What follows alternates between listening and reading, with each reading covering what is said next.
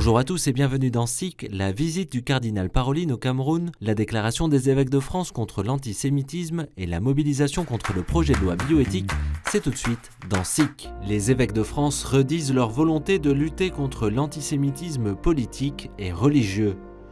Aujourd'hui, une déclaration solennelle signée par la présidence de la Conférence des évêques de France a été remise au grand rabbin de France, Haïm Korsia, ainsi qu'au président du Conseil représentatif des institutions juives et au président du consistoire central. Guérir les esprits et les cœurs de toute trace d'antisémitisme et d'antijudaïsme est et sera la pierre de touche du chemin vers une véritable fraternité universelle.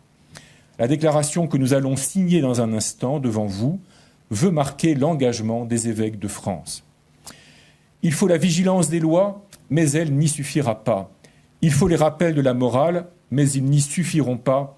Il ne suffit pas d'en appeler à la fraternité universelle. Celle-ci n'existe réellement que dans le regard porté sur la chair et l'esprit des uns et des autres. Et le paradigme de ce regard est le regard porté sur Israël, le peuple qui a reçu la parole de Dieu, la loi qui libère et fait grandir. Le message, c'est le message de la paix.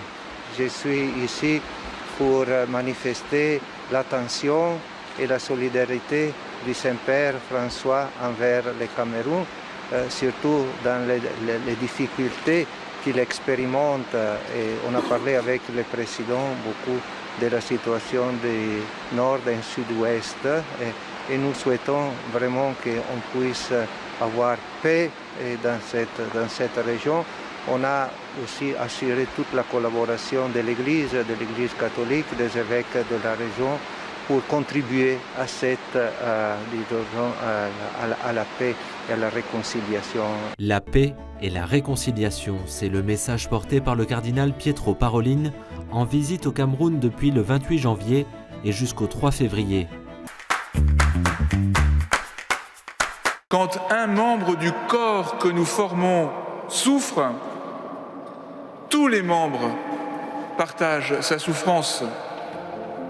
Michael, Siméon, Inès, Antonio ou José, ce sont les noms de prêtres religieux ou religieuses tués en 2019 et en 2020. Ce vendredi, la Nuit des témoins a permis d'en faire mémoire. À la basilique du Sacré-Cœur de Montmartre, une veillée de prière et une messe ont été retransmises en direct. 2 invités ont témoigné de l'adversité à laquelle ils font face au quotidien. Sœur Marie-Cécile, religieuse au Burkina Faso, et Père Charbel et Idriss Kala, maronite en mission auprès des chrétiens persécutés au Moyen-Orient.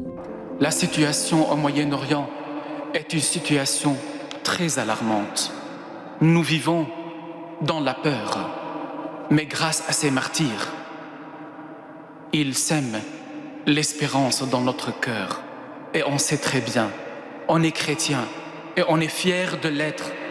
Et on sait très bien que l'histoire de notre chrétienté a commencé avec le premier martyr, notre Seigneur Jésus-Christ. Plus de 8000 personnes à Paris selon les organisateurs et quelques milliers de plus dans le reste de la France ont manifesté contre le projet de loi bioéthique du gouvernement. Alors que le texte sera examiné en seconde lecture par le Sénat à partir du 2 février, près de 50 rassemblements se sont tenus dans le pays au cours du week-end à l'appel du collectif Marchons Enfants.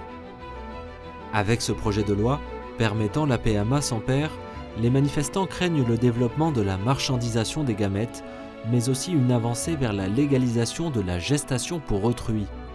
Ludovine de la Rochère, présidente de la Manif pour tous, espère faire reculer le gouvernement. Ce que nous demandons, c'est le retrait de ce projet de loi de bioéthique. Ça n'est pas le moment. Et nous demandons aux sénateurs qu'ils ne soient pas comme la feuille morte au vent qui vogue au gré des avis et des opinions, mais qu'ils sachent tout simplement reconnaître et prendre en compte le fait que tous les enfants, y compris les enfants nés par PMA, ont besoin, évidemment, et le droit, dans la mesure du possible, d'avoir un père et une mère. Le Parlement portugais a approuvé ce vendredi la légalisation de l'euthanasie. Une décision qui a provoqué la tristesse et l'indignation des évêques portugais alors que chacun s'efforce de sauver des vies dans ce contexte de pandémie. Não podemos aceitar que a morte provocada seja resposta à doença e ao sofrimento.